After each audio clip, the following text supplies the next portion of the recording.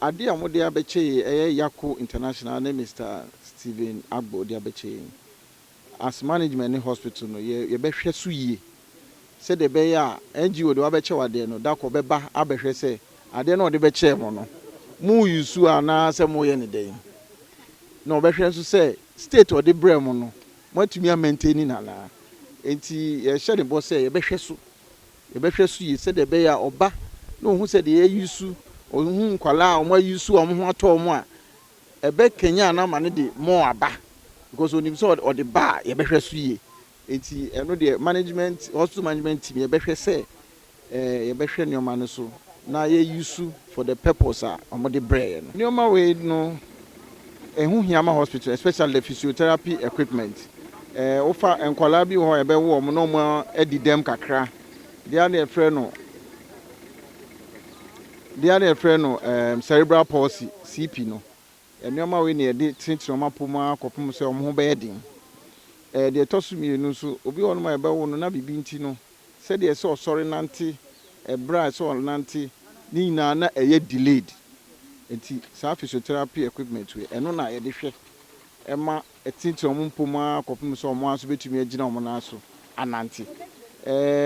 de kan obi mso ye infrared thermometers se see a covid abey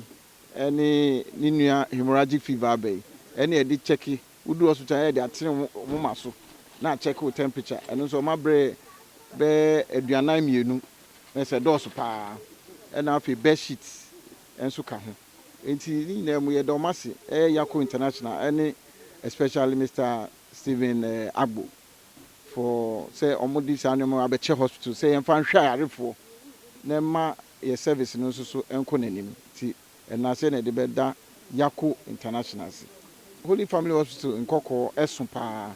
ye hia nyoma bebre we physiotherapy equipment it has come at the right time ye hia ye physiotherapy unit no is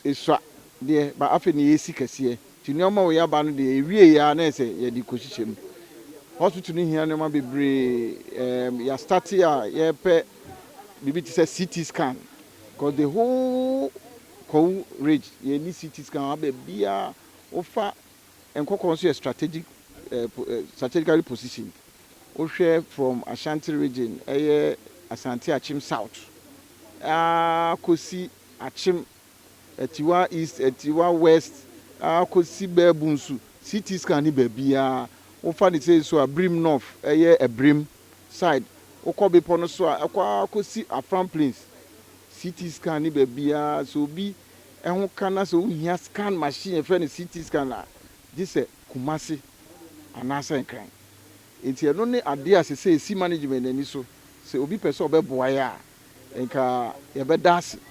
na aboa Kwahu man Achimman ene Asanteman omo ben Kwahu ha se no na enti eno na ye bese se obi wo mo bi a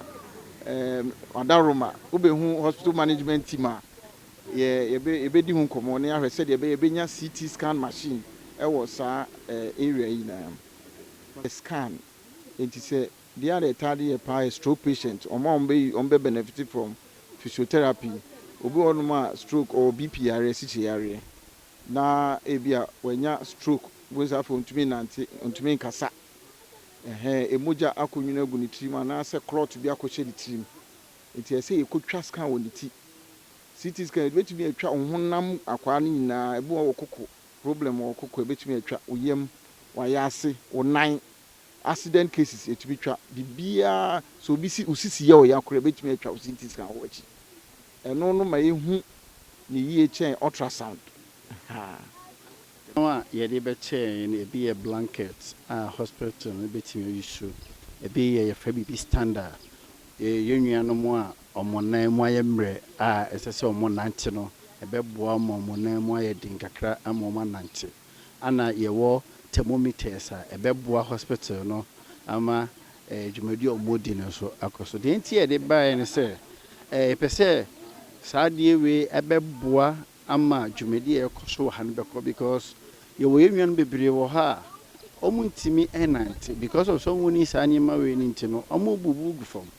obu ha stroke nya na onti isese be exercise ne best stretch no na amane we ne blood net me flow no o ye ni sani mani bu ha nti no the team identify sani ma we na so no me de ba ye man yi mu a ebeboa ye nuanom bi ama omatimi edi segment no but time do an se no beboa ama dwumadi na koso ho kan de enamers $40,000 because niema no machines ni na expensive but obviously you can in abo my $40,000 futu de say omo kwantum omo nyame adom omo nsam ye wo bi no omo nka mo ni behwe hospitals no because ye omo dwumadi bebre omo di a say afoforo yambemu a dwumadi ni nye yi ye nso ti say maba Ghana yi me yari sisi a the next hospital wa ha e dem beba yo Holy Family nti say me bana ma me boa hospital na ma na nkon kan a emergency ye do ba ha na de open wa nya bi a mfaso bi ani so enti no ye boa ma ya ye ho enti omo a ye nuano mu a kakra wo omo nsem mu bi no ye stress omo moa na kakra me pesem de to omanpanyi anim kakra nso ne say mi be yi ne mai ni na donation but port ho no sika omo je me ni frustration me ko mu na vede me ka say me fa ne makura mba Ghana bi because what you duty wie ade do sukra no enye so beton kra no wanya mfaso but wo wie no koyese ana che say me stress omanpanyi on ko fa na ni hwe port ho na port ho no niam ekoso ho no nye kra ma yen a ye wokoma pase bebo man no ma ye putu yen off e wo sa ne ma ni na ho ti kakra meka na ye frame Steven Agbu me na me ye the CEO and the founder of Yaco International. Yeah.